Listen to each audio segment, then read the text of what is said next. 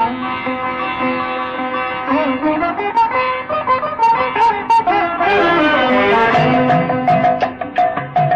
புகழும் புண்ணிய கதை ராமனின் கதையே, உங்கள் செவி குளிர பாடிடுவோம் கேளுங்கள் இதையே. ஜெகம் புகழும் புண்ணிய கதை ராமனின் கதையே, உங்கள் செவி குளிர பாடிடுவோம் கேளுங்கள் இதையே. ஜெகம் புகழும் புண்ணிய கதை ராமனின் கதையே.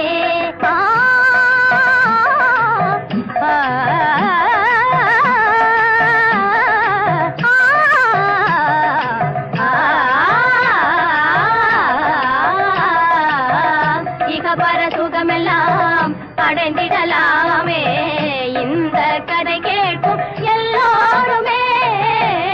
இகபர சுகமெல்லாம் அடைந்திடலாமே இந்த கதை கேட்கும் எல்லோருமே.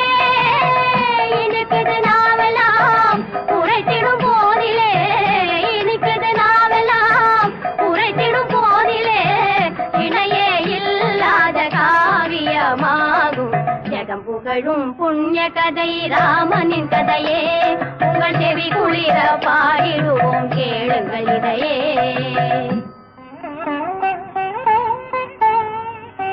அயோத்தி மன்னன் தசரதனின் அருந்தவத்தார், அவன் மனைவி கௌசல்யா கைகேயி சுமித்திரை, கருவினிலே உருவானார் ராமலட்சுமணர், கனிவுள்ள பரதன் சத்ருக்னர் நால்வர்.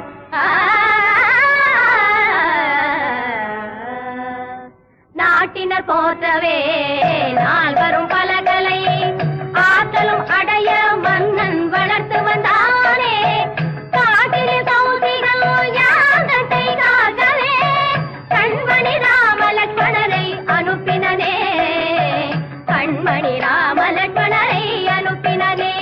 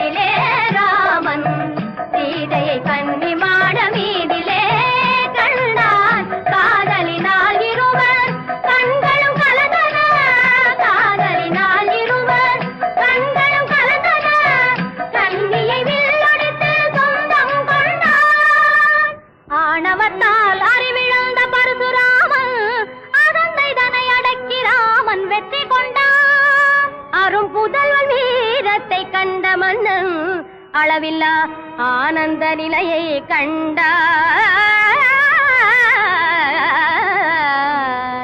ஜெகம் புகழும் புண்ணிய கதை ராமனின் கதையே, உங்கள் செவி குளிர பாடிடுவோம் கேளுங்கள் இதையே.